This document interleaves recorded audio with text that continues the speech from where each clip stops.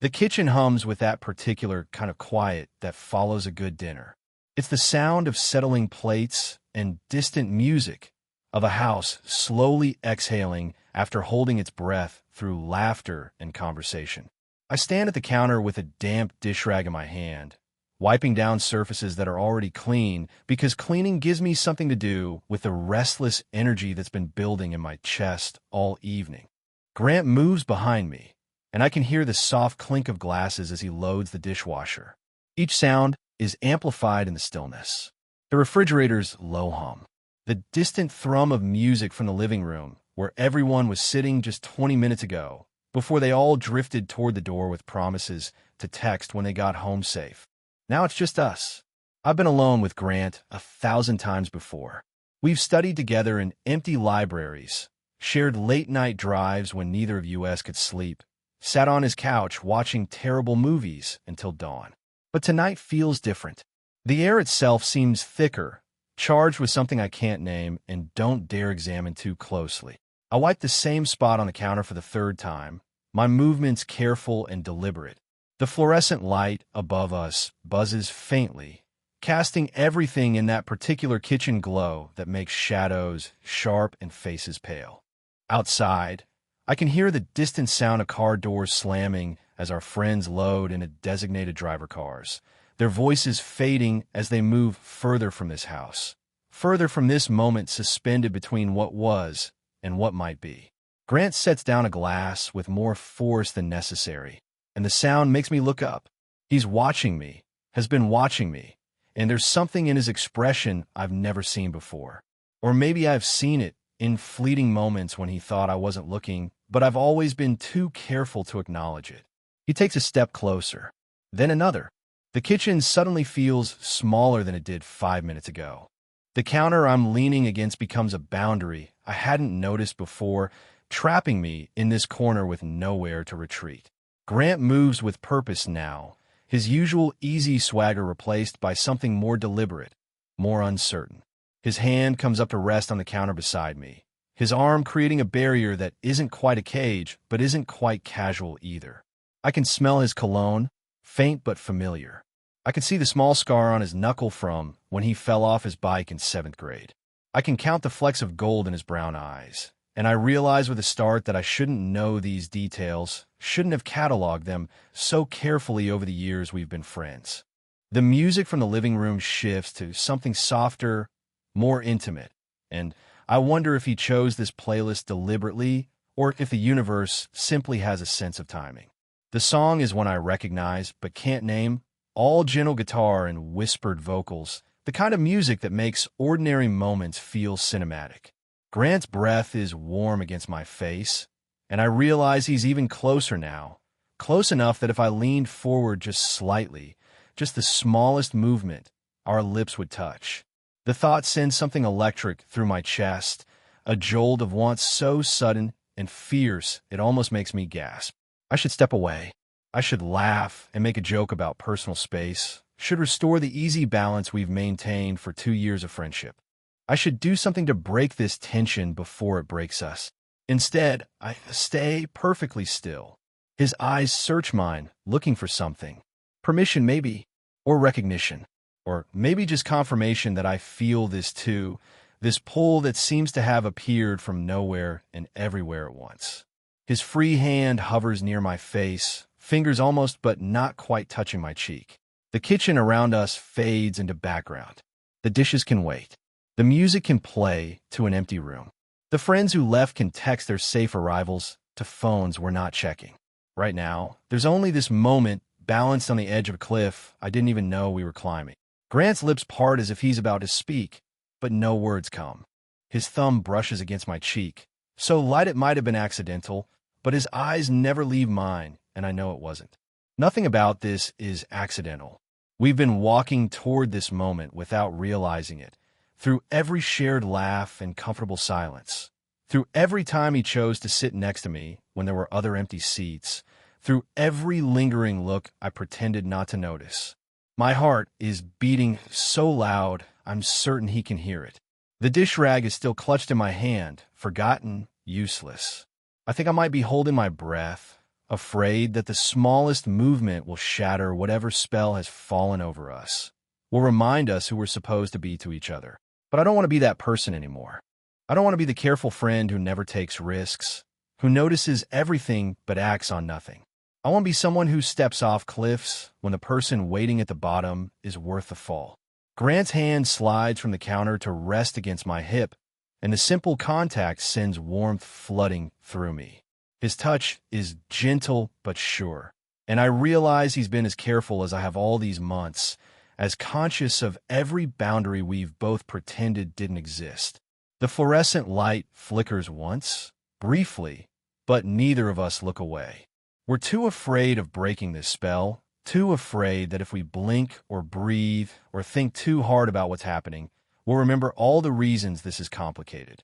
We'll remember that friendships like ours aren't supposed to shift into something else so suddenly, so completely. But maybe they do. Maybe some friendships are just love stories that haven't learned how to speak their own names yet. Grant's forehead almost touches mine now, and I can feel the question in the way he hesitates, in the way his breath catches. He's giving me one last chance to pull away, to restore the safe distance we've always maintained. One last opportunity to pretend this moment never happened, to go back to being the friends who never cross lines or take chances with something too precious to risk. I don't take it. I have always been the observer in the room. The one who notices when someone's smile doesn't reach their eyes, when laughter carries a note of uncertainty, when the space between two people shifts from comfortable to charged. It's a skill I never asked for, but learned to value, this ability to read the undercurrents that others miss. Tonight had started like any other gathering in our shared space. The apartment Grant and I rent with two other guys is nothing special. Worn hardwood floors that creak in all the wrong places, mismatched furniture salvaged from garage sales and parental basements, a kitchen barely large enough for two people to stand without bumping elbows. But somehow it had become the place where our friend group always ended up, drawn by Grant's easy hospitality and my willingness to actually keep groceries in the refrigerator. The dinner had been my idea, though I'd let Grant take credit when everyone praised the pasta sauce. That's how it usually worked between us. I would suggest, plan, prepare, and he would execute with the kind of natural charm that made everything look effortless. Not because he was taking advantage, but because that's simply who we were in relation to each other. I was the foundation, steady and reliable. He was the spark that brought everything to life. While our friends filled the living room with their familiar chaos, Emma arguing about the ethics of pineapple on pizza, Marcus attempting to teach everyone a card game no one understood, Tyler dramatically recounting his latest dating disaster. I had found myself watching Grant more closely than usual. The way he listened when others spoke, how his laugh came easier when the group was smaller, how he kept gravitating toward the kitchen where I was refilling drinks and checking on dessert. I told myself it meant nothing.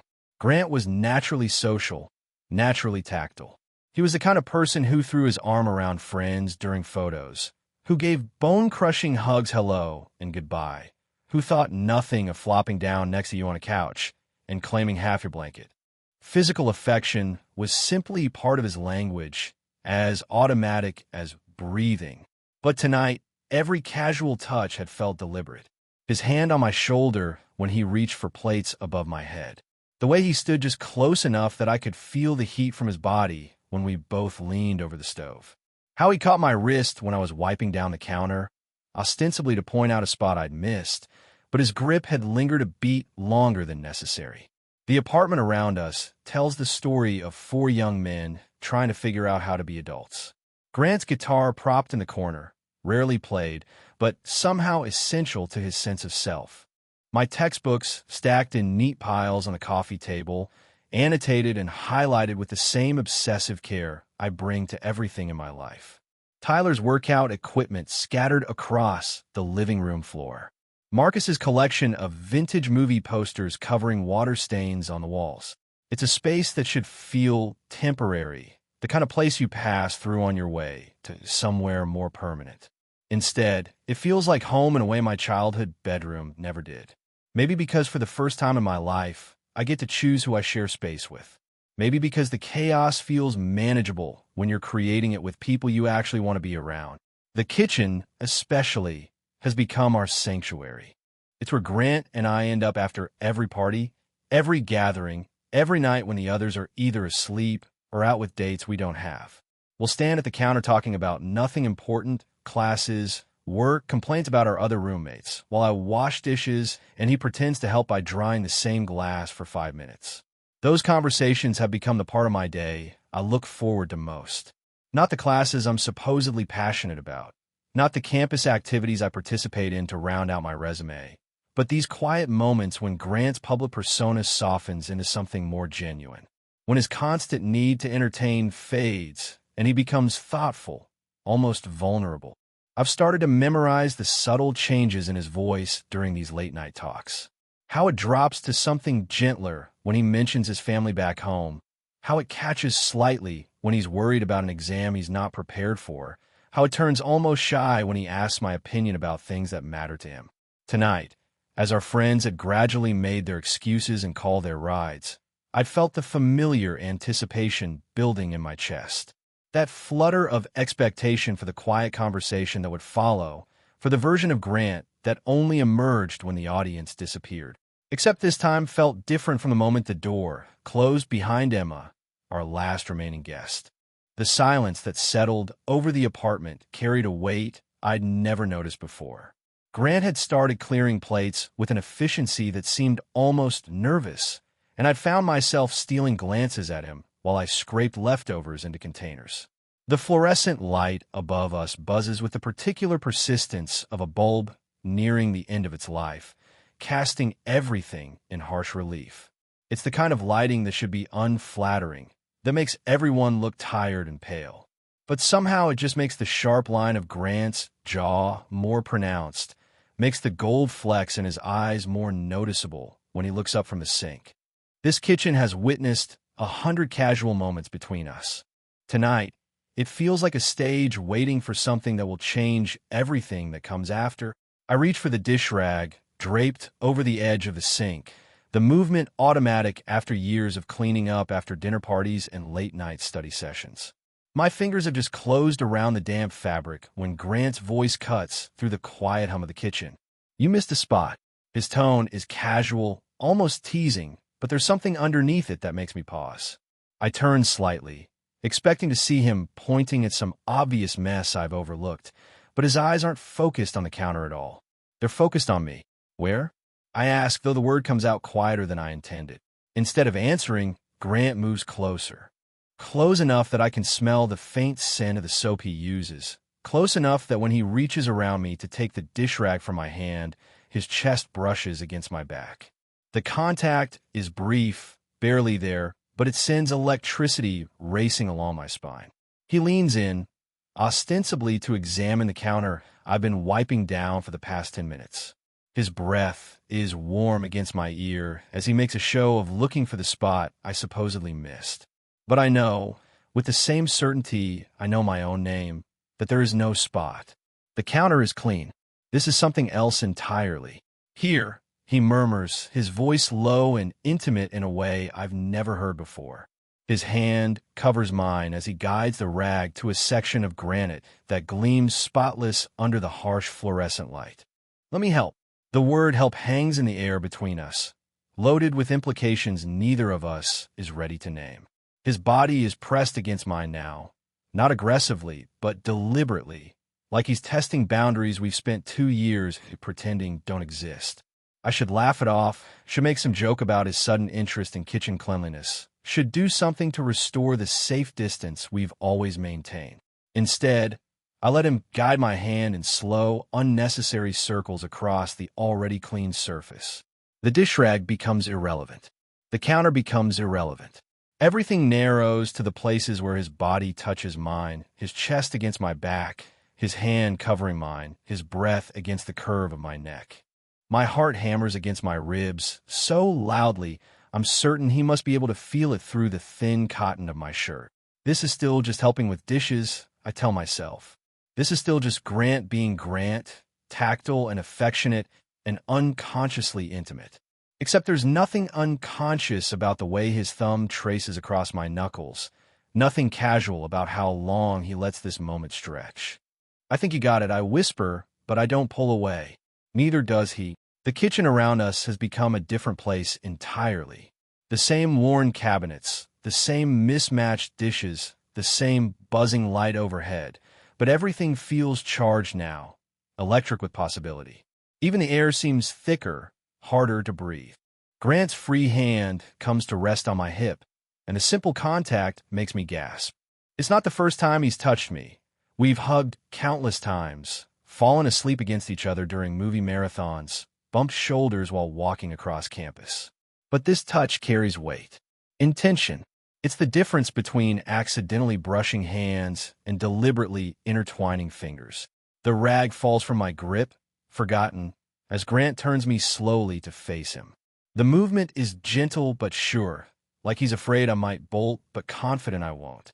His eyes search mine, looking for something I'm not sure I know how to give but desperately want to offer.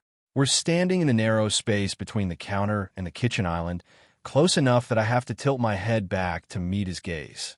The position should feel awkward, trapped, but instead it feels safe. Protected.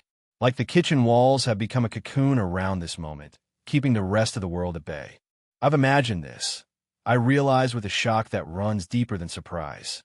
Not consciously, not in any way I've allowed myself to acknowledge, but in the quiet moments between sleep and waking, in the spaces between thoughts when my guard is down.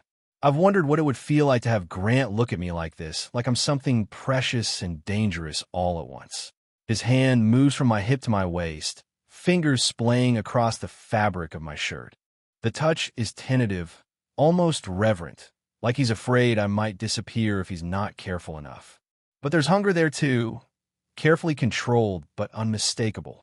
I should be panicking, should be cataloging all the ways this could destroy our friendship, our living situation, the careful balance we've built our lives around. Instead, I find myself leaning into his touch, my body making decisions my mind hasn't caught up to yet.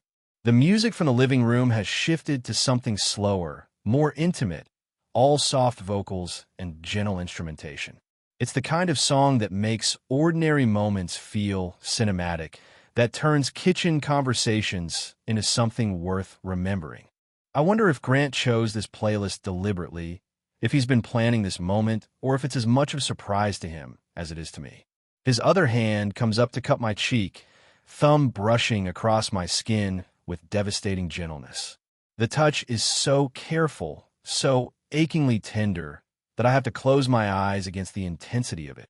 When I open them again, Grant is watching me with an expression I've never seen before. There's want there, yes, but also something deeper. Something that looks like recognition, like he's seeing me clearly for the first time and marveling at what he's found. The invitation isn't spoken. It doesn't need to be. It's written in the space between us, in a way neither of us steps back, in a way my hands have somehow found their way to his chest. It's in the question in his eyes and the answer I give by staying exactly where I am. The dishes could have been finished 20 minutes ago, should have been finished by any reasonable measure of time and efficiency. But we move around each other in the narrow kitchen like dancers who have suddenly forgotten the steps to a familiar routine, every gesture charged with new meaning. Grant reaches for a plate at the same moment I do, and our fingers brush over the ceramic rim. The contact lasts a fraction of a second longer than necessary before he pulls back, but not before I catch the way his breath hitches slightly. Such a small sound, barely audible above the dishwasher's steady hum, but it transforms everything. I'm hyper-aware of my own body in a way that feels entirely new. The weight of my feet against the tile floor, the way my shirt moves across my shoulders when I reach for the dish soap, the rhythm of my breathing that I'm suddenly struggling to keep steady. Every nerve ending feels exposed, sensitized to the electric field that seems to crackle in the space between us. Grant moves to my left to grab a towel, and I feel the heat of his presence like standing too close to a fire. His shoulder knocks against mine as he passes, a collision that would have been meaningless an hour ago, but now sends warmth flooding through my chest. The casual bump becomes a moment of contact that lingers, neither of us quick to step away. I'm washing the same wine glass for the third time, my hands moving in automatic circles while my mind tries to process what's happening. The transformation feels both sudden and inevitable, like a photograph developing in slow motion. All the careful boundaries we've maintained are blurring, becoming something softer and more permeable. When Grant reaches around me to put away the olive oil, his chest presses against my back again. But this time, instead of the quick contact from earlier, he lingers. I can feel the steady rhythm of his heartbeat through the thin fabric of his shirt, can smell the faint scent of his cologne mixed with something that's purely him. The glass slips from my soapy hands and clatters against the bottom of the sink. Neither of us acknowledges the sound. Grant's arm is still extended around me, his hand resting on the counter beside the sink, effectively caging me in. But it doesn't feel like a trap. It feels like shelter. I turn my head slightly and find his face inches from mine. Close enough to see the small scar through his left eyebrow from a childhood accident he told me about months ago. Close enough to count the faint freckles across his nose that only become visible in certain light. Close enough that when I exhale, he feels it. The kitchen has become a different world entirely. The fluorescent light that usually makes everything look harsh and clinical now seems to cast us in some kind of golden glow. The music from the living room creates a soundtrack for moments that feel too significant for our cramped, ordinary space. Even the familiar hum of the refrigerator sounds different, more intimate, like it's keeping time with the electricity building between us.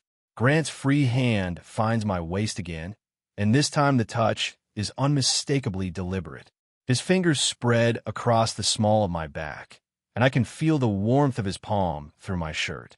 The contact sends shivers racing along my spine, and I have to grip the edge of the sink to keep my knees steady. We should be talking. Should be acknowledging what's happening with words, with some kind of rational discussion about boundaries and consequences and what this means for our friendship. Instead, we communicate in touches and glances, in the way I lean back against him and the way his arm tightens around my waist in response. The dish soap bubbles pop quietly in the abandoned sink while we stand frozen in this moment of transformation. I can hear my pulse in my ears, can feel the rise and fall of Grant's chest against my back. Time seems suspended, like we're existing in the space between heartbeats. His breath is warm against my neck when he speaks, and his voice is rougher than I've ever heard it. Your hands are shaking, he observes, and I realize he's right. I hadn't noticed, too focused on the overwhelming sensation of his proximity. I know, I whisper back, surprised by how steady my own voice sounds despite the trembling he's noticed. His thumb traces a slow circle at the base of my spine, and the simple touch makes me gasp. The sound seems to surprise both of us, hanging in the air like an admission of something we're not ready to name. The kitchen around us bears witness to this transformation. The same space where we've shared countless casual conversations, where we've cleaned up after dozens of parties, where we've existed as friends for 2 years without ever crossing the invisible lines that kept us safe. Now, those lines seem as insubstantial as the steam rising from the warm dishwater. When Grant's other hand comes up to rest on the counter beside me, I realize I'm completely surrounded by him. Not trapped, but enveloped. His body creates a shelter around mine, and for the first time in my careful, controlled life, I understand what it means to want to surrender to something completely. The friendship we've built brick by careful brick feels suddenly fragile, like one more touch might bring the whole structure tumbling down around us. But instead of terrifying me, the thought sends anticipation racing through my veins. Maybe some things need to be torn down before they can be rebuilt into something stronger. The words escape before I can stop them, barely more than a breath against the charged air between us. What are you doing? It's a question that carries more weight than its simple syllables should bear. What are you doing to me? What are you doing to us? What are you doing with this careful thing we've built that suddenly feels as delicate as spun glass? Grant goes very still behind me. His hands remain where they are, one on my waist, one braced against the counter, but I feel the subtle shift in his body, the way he draws in a slow, deliberate breath.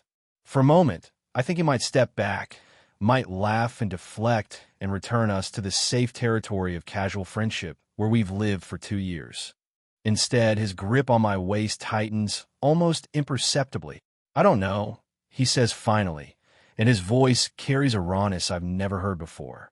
The admission hangs between us like a confession, honest in a way that makes my chest ache. But I can't stop thinking about it.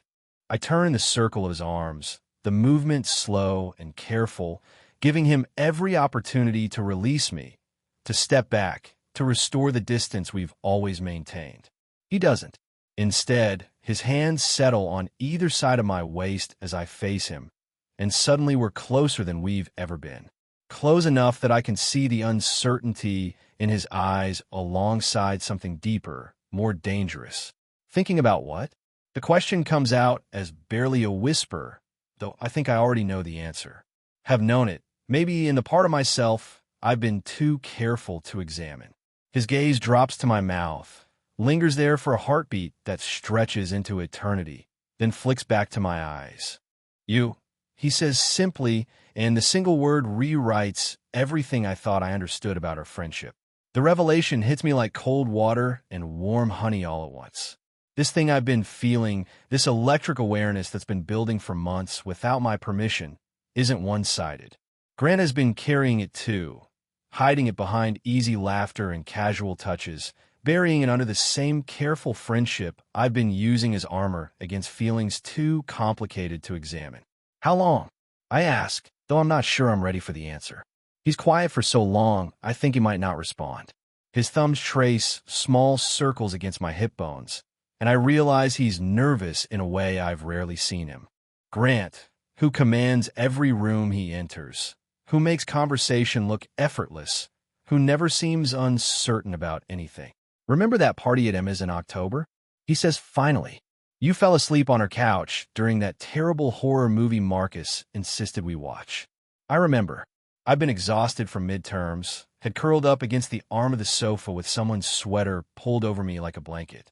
I'd woken up briefly when the movie ended, just long enough to feel someone adjusting the makeshift blanket around my shoulders before sleep claimed me again. "You covered me with your jacket," I say, the memory surfacing with new clarity. Grant nods, and there's something almost shy in his expression. "You look so peaceful," and I wanted to stay there. Wanted to brush your hair back from your face. Wanted to memorize the way you looked in that moment. He pauses, swallows hard. That's when I knew I was in trouble. October. 3 months of him carrying this secret. 3 months of careful distance and casual touches that weren't casual at all. 3 months of looks I caught, but didn't trust myself to interpret correctly. I've been thinking about it too, I admit, and watched the way relief floods his features. The way you laugh when it's just us versus when we're with everyone else. How you always remember exactly how I like my coffee. The way you look at me sometimes when you think I'm not paying attention. His hands slide up my sides, coming to rest just below my ribs, and the touch sends warmth flooding through every nerve ending. "You're always paying attention," he says, and there's something like wonder in his voice. "It's one of the things He stops himself, but the unfinished sentence hangs between us like a bridge neither of us is quite ready to cross. Not yet, but the foundation is there, solid and undeniable. The kitchen around us has become a confessional, witness to revelations that feel too significant for its mundane walls. The same space where we've shared hundreds of ordinary moments has transformed into something sacred, charged with the weight of truths we've finally found the courage to speak. "This changes everything," I whisper, echoing words that haven't been said yet but feel inevitable. Grant's forehead comes to rest against mine, and we breathe the same air, exist in the same small space that feels removed from the rest of the world. "I know," he says, and there's no fear in his voice anymore, only certainty. The friendship we've built hasn't been destroyed by these revelations. Instead, it's been revealed as something deeper, something that was always straining against the boundaries we imposed on it. Like a plant that's finally been given room to grow in the direction it was always meant to go.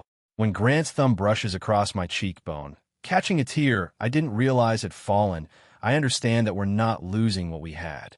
We're finally allowing it to become what it always wanted to be.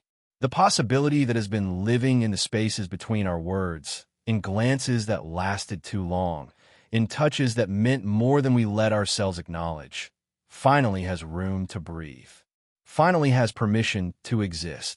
The space between us becomes immeasurable and non-existent all at once. Grant's breath mingles with mine in the narrow gap that separates what we've been from what we might become. His eyes search my face with an intensity that makes me feel transparent, like he's reading every thought I've never dared to voice. Time moves differently in this suspended moment. Seconds stretch into hours while simultaneously collapsing into nothing. The kitchen around us fades until there's only the warmth of his hands against my skin, only the soft sound of our breathing, only the choice that hangs between us like a bridge we can't uncross once we've taken the first step. Grant's thumb traces the line of my jaw with devastating gentleness, and I realize I'm holding my breath, waiting. The careful distance we've maintained for 2 years has collapsed entirely, leaving us closer than we've ever been, closer than friends should be, close enough that the slightest movement forward would change everything. He leans in slowly, so slowly that I have a dozen chances to pull away, to laugh this off, to restore the safe boundaries that have kept our friendship intact. His movements are careful and deliberate, giving me every opportunity to stop this before it becomes something we can't take back. I don't move away. When his lips finally touch mine, the kiss is nothing like I imagined it would be during those brief, guilty moments when I let myself wonder. It's not desperate or rushed or dramatic. Instead, it's achingly gentle, tentative, like he's afraid I might shatter if he's not careful enough. The contact sends electricity racing through my entire body. Every nerve ending comes alive at once, and I understand suddenly why people write songs about moments like this, why they compare kisses to lightning strikes and earthquakes. Because this is what it feels like when your world shifts on its axis, when everything you thought you knew about yourself rearranges into a new configuration. I gasp against his mouth, and the sound seems to break something loose in him. His hands slide up to cup my face, thumbs brushing across my cheekbones as he deepens the kiss. The careful restraint gives way to something hungrier, more urgent, like he's been starving for this and finally given permission to feast. My own hands find their way to his chest, fingers curling into the fabric of his shirt to anchor myself against the dizzying sensation of falling while standing perfectly still. I can feel his heartbeat through the thin cotton, rapid and unsteady, matching the frantic rhythm of my own pulse. When we break apart, we're both breathing hard, foreheads pressed together, sharing the same small pocket of air. The kitchen spins around us, or maybe that's just the blood rushing in my ears, the overwhelming sensation of having crossed a line I can never uncross. Grant's hands shake slightly where they frame my face, and the tremor grounds me in the reality of this moment. This isn't a dream or a fantasy or wishful thinking. This is Grant, my friend, my roommate, the person I've been secretly falling for without letting myself acknowledge it. And he's looking at me like I'm something precious and dangerous and absolutely necessary. The silence stretches between us, heavy with the weight of what just happened. I should say something, should process what this means, should think about consequences and complications, and how this changes the careful balance of our shared life. Instead, I find myself studying the way the harsh fluorescent light catches the gold flecks in his eyes, the way his lips look slightly swollen from our kiss. Behind us, a dish clatters as it settles in the drying rack, the sound sharp and sudden in our bubble of quiet. The ordinary noise reminds me that we're still in our kitchen, still surrounded by the evidence of our normal life. Abandoned dishes, forgotten cleaning supplies, the playlist still streaming soft music from the living room. But nothing about this feels normal anymore. This changes everything. I whisper, the words falling into the space between us like stones into still water, sending ripples through everything we thought we knew about ourselves. Grant's grip on my face tightens almost imperceptibly, like he's afraid I might disappear if he doesn't hold on tight enough. I know, he says, and his voice is rough with something that sounds like fear and want and relief all tangled together. The admission hangs between us, honest and terrifying. We both understand what we've done, what line we've crossed, what risk we've taken with something too important to lose. But neither of us suggests taking it back. Neither of us reaches for the easy joke or casual dismissal that could restore our safe distance. Instead, Grant's thumb brushes across my bottom lip, and a simple touch sends heat flooding through me again. "Are you okay?" he asks, and there's such genuine concern in his voice, such careful attention to my comfort, even in the aftermath of his own vulnerability. The question is loaded with implications. Am I okay with what just happened? Am I okay with where this might lead? Am I okay with risking our friendship for something that might burn bright and brief before consuming everything we built? I lean into his touch, letting my actions answer for me. "More than okay," I tell him, and watch the way relief transforms his features. The choice has been made. Not just to kiss, but to stay in this moment, to accept what's happening between us instead of running from it. We're not the same people who started cleaning dishes an hour ago, and we never will be again. The kitchen settles into a different kind of quiet. Not the charged silence that had been building all evening, but something softer, more complete. The air still hums with electricity, but it's gentler now, like the aftermath of a storm when everything feels washed clean and new. Grant's hands slide down from my face to rest on my shoulders, his thumbs tracing absent patterns across my collarbone through the fabric of my shirt. The touch is casual now in a way it never was before, carrying the easy intimacy of something acknowledged rather than hidden. We stand in the narrow space between the counter and the kitchen island, and for the first time all evening, neither of us feels the need to move away. The dishes remain half-finished in the sink, abandoned sometime between revelation and kiss, between the people we were an hour ago and whoever we're becoming now. Soapy water has gone lukewarm, bubbles dissolving into nothing, but neither of us seems inclined to return to the pretense of cleaning up. I can still taste him on my lips, can still feel the echo of his mouth against mine. The kiss has created a new geography between us, mapping territory we'd never allowed ourselves to explore. Everything feels different now. The way he looks at me, the way I exist in the space he occupies, the way silence sits between us without demanding to be filled. Grant shifts slightly, leaning back against the counter, and pulls me with him so that we're standing between his legs, closer than we've ever been without the excuse of accident or necessity. His arms circle my waist loosely, and I rest my palms flat against his chest, feeling the steady rhythm of his heartbeat beneath my fingers. The fluorescent light above us continues its persistent buzzing, but somehow it no longer seems harsh. The kitchen around us looks exactly the same: worn cabinets, mismatched appliances, the inevitable clutter of shared living. But it feels transformed, like we're seeing it through different eyes. This space that has witnessed countless ordinary moments between us now holds something extraordinary, something that will color every future interaction we have within these walls. From the living room, the music continues its gentle soundtrack, though I couldn't name a single song that's played. The playlist has become background to something more significant, the score to a scene neither of us anticipated when we started clearing plates an hour ago.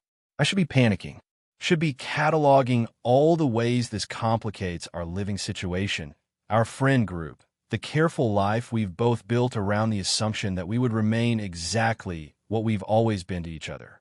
Instead, I find myself studying the way Grant's eyelashes cast shadows on his cheeks when he blinks, memorizing the feel of his hands at my waist. "You're thinking too loud," he says softly, and there's gentle amusement in his voice. One of his hands comes up to smooth the furrow between my eyebrows I didn't realize had formed. "Can't help it," I admit. "It's what I do. I know." His thumb traces across my forehead, then down to brush against my temple. "It's one of the things I love about you." The word hangs between us, unexamined but not unwelcome. Neither of us rushes to qualify it or take it back. It settles into the quiet space we've created, adding weight to something that already feels substantial and real. The dish rag I'd been holding earlier lies forgotten on the floor where it fell during our kiss. Such a small thing, a damp piece of cloth, but somehow it becomes symbolic of everything we've let fall away tonight. Pretense, careful distance, the safe boundaries that kept us from having to examine what we really meant to each other.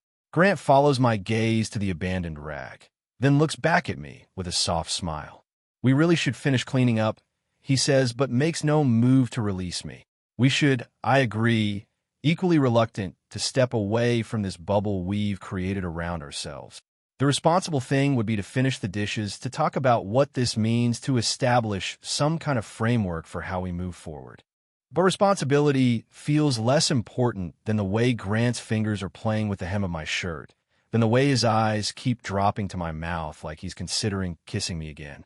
Tyler and Marcus will be home eventually, probably sometime before dawn, with stories of whoever they met tonight and complaints about expensive drinks. The real world will intrude soon enough, demanding explanations and adjustments and conversations about how this changes our shared living space. But not yet. For now, there's only this: Grant's arms around me, the taste of possibility on my lips, the understanding that some things can't be undone and wouldn't be even if they could. The careful friendship we'd built brick by brick hasn't been destroyed. Instead, it's been revealed as the foundation for something deeper, something that was always straining against the boundaries we'd imposed. Grant's hand finds mine, fingers intertwining with a deliberateness that feels like a promise. His thumb brushes across my knuckles, and the simple contact sends warmth racing up my arm. When he lifts our joined hands to his lips and presses a soft kiss to my fingers, I understand that this is only the beginning. The kitchen holds our secret now, witness to the moment everything changed. Tomorrow, we'll have to figure out how to exist in the world with this new knowledge, how to navigate friendship and attraction and the complicated geography of shared space. But tonight, we have this quiet resolution, this understanding that some risks are worth taking when the person waiting on the other side makes the leap feel less like falling and more like flying.